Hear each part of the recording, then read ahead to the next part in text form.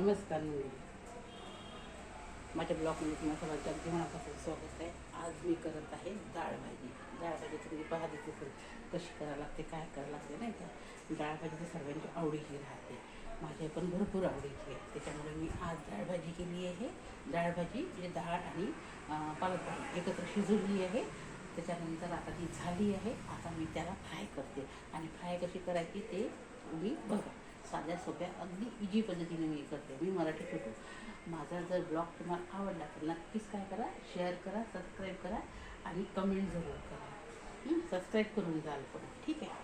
चला तर आता मी आपल्या ब्लॉगला सुरुवात करते आणि तुम्हाला दाखवते की माझी डाळ भाजी मी सायभाजी म्हणते. डाळ भाजी त्यांना शरणार्थीमध्ये हिंदीमध्ये सायभाजी म्हणते, आपल्या मराठीमध्ये डाळ भाजी म्हणते आणि कोणी कोणी डाळ वरणी म्हणतात आहे की नाही. डाळ वरण वगैरे नाही का, डाळ भाजी पालक भाजी असं पण म्हणतात नाही का. ठीक आहे, तर चला बघू आपण कशी करावं लागते. ठीक आहे.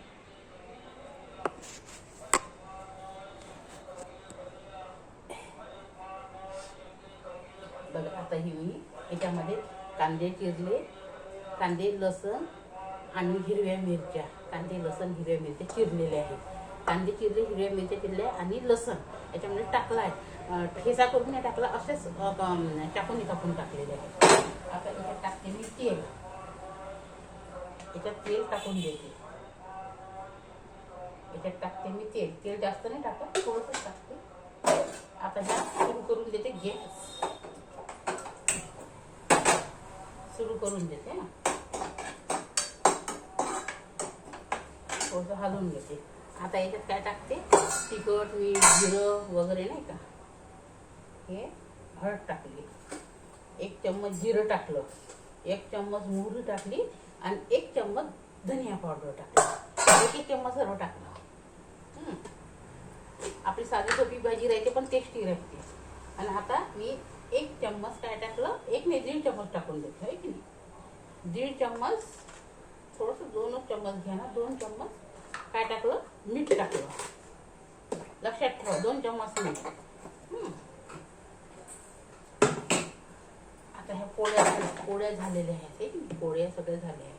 पोळ्या झालेल्या आहेत, हे बघा. पोळ्या पण केलेल्या आहेत.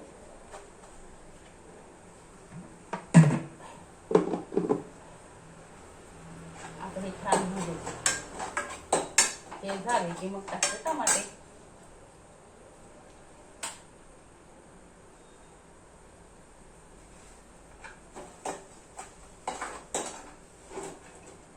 आणि आता ह्या कुकर काढून घेतला.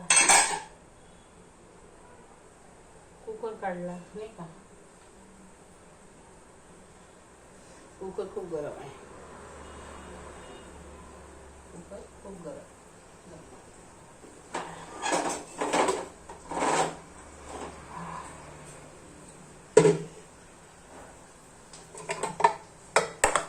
भात पण केला आहे आणि हे पहा म्हणजे डाळ घेतली.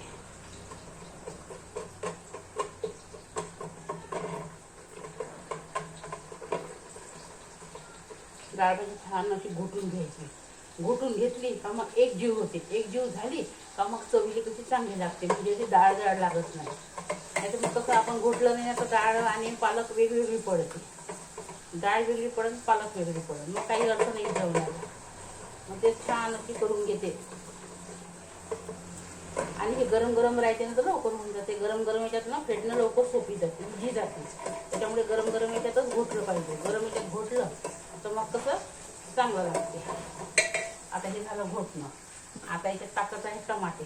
टमाटे टाकून देतो आणि त्याला 5 मिनिटं होऊ देतो. हलवतो, होऊ देतो.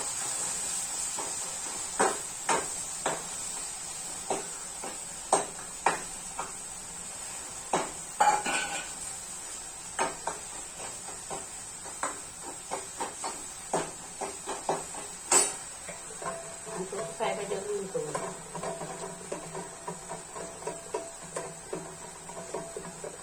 तुमच्या घरी तुम्ही डाळ भाजी कशी करता, पालक भाजी, ते मला नक्कीच कमेंट करून सांगा. जर तुम्हाला आवडली असेल तर नक्कीच तुम्ही लाईक करा. मी मराठी छोटू नागपूर. माझ्या लाईव्हमध्ये तुम्हाला सर्वांचं अगदी माझ्या ब्लॉगमध्ये तुम्हाला सर्वांचा माझ्या ब्लॉगमध्ये तुम्हाला सर्वांचा दिसत कसं लाईव्ह करते ना, तर मला लाईव्ह येते. लाईव्ह करते ना मी रोज, तर माझं कसं कोणामध्ये लाईव्ह घेऊन जाते. ब्लॉग कधी येतच नाही, सॉरी हा. बघा छानपैकी मस्त घोटलं, एक जीव घोटल्याच्या नंतर ना आता माझं हे पण झालं. तेल जास्त नाही पाहिजे याच्यामध्ये, तेल थोडंसं असलं ना तरी पण चवी लागते. आणि मग जास्त तेल टाकलं ते वर कसं तेलासारखं चवी येते, तरी चांगली नाही लागत. डाळ भाजीला तरी कधी चांगली नसते लागत. डाळ भाजीला कसं